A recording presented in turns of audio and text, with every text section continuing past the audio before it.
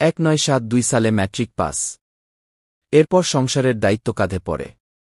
তাই আর পড়ালেখা হয়নি। তবে পড়াশোনার কথা ভুলে যাননি।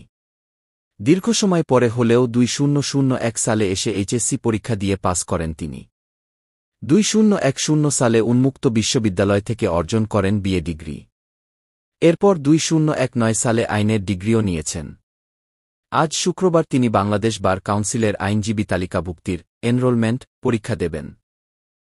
শিক্ষানুরাগী এই মানুষটির নাম মো. আব্দুল হাই মিয়া। বয়স ৭-৫ বছর। বাড়ি পাবনা জেলা সদরের দোগাছি ইউনিয়নের কুলুনিয়া গ্রামে। দীর্ঘ ৫ বছর তিনি আইনজীবীর সহকারী হিসেবে কাজ করেছেন। ইচ্ছা ছিল নিজে আইনজীবী হবেন। আর সে ইচ্ছা থেকেই কাজের পাশাপাশি পড়ালেখা চালিয়ে গেছেন। আইনজীবী হতে যাচ্ছেন। এতে যেমন তার পরিবার গর্বিত, তেমনি প্রতিবেশী ও সহকর্মীরাও। আব্দুল হাই মিয়া ও তার পরিবারের সদস্যদের সঙ্গে কথা বলে জানা গেছে, আব্দুল হাই মিয়ার জন্ম 1951 সালের 30 এপ্রিল। ৫ ভাইবোনের মধ্যে তিনি মা, বাবার তৃতীয় সন্তান। বাবা মরহুম আব্দুর রহমান মিয়া ছিলেন মসজিদের ইমাম। সংসারের টানাপোড়েনে তখন খুব বেশি পড়ালেখা করতে পারেননি আব্দুল হাই মিয়া। স্কুলে পড়া অবস্থাতেই 1969 সালে আইনজীবীর সহকারী হিসেবে কাজ শুরু করেন। এরপর 1972 সালে ম্যাট্রিক পাস করে পুরোপুরি পেশায় জড়িয়ে পড়েন। ফলে আর পড়ালেখা করতে পারেননি। এর মধ্যেই বিয়ে, সংসার শুরু হয়। 2 কন্যা সন্তানের বাবা হন তিনি। মেয়েরা বড় হয়ে পড়ালেখা শুরু করে। তখন আব্দুল হাই মিয়া নিজের মধ্যে নতুন করে পড়ালেখার অনুপ্রেরণা অনুভব করতে থাকেন।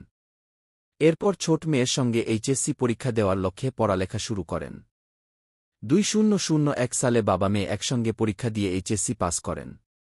এতে আরও উৎসাহিত হন আব্দুল হাই মিয়া। পরে উন্মুক্ত বিশ্ববিদ্যালয়ে ডিগ্রি পাস কোর্সে ভর্তি হন।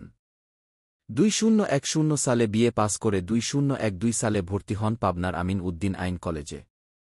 এরপর 2019 সালে আইন পাস করে বার কাউন্সিল সনদের জন্য আবেদন করেন।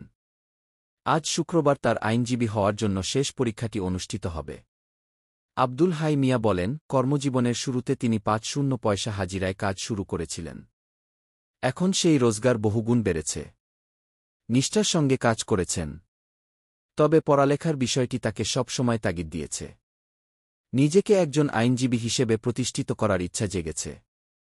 তাই তিনি বয়সের কথা চিন্তা না করে পুনরায় পড়ালেখা শুরু করেছেন। দিনে কর্মক্ষেত্র, রাতে পড়ালেখা করেছেন। স্ত্রী ও 2 কন্যা তাকে সহযোগিতা করেছেন, অনুপ্রেরণা দিয়েছেন। সফলতাও পেতে যাচ্ছেন। এখন তিনি নিজেকে সার্থক মনে করছেন।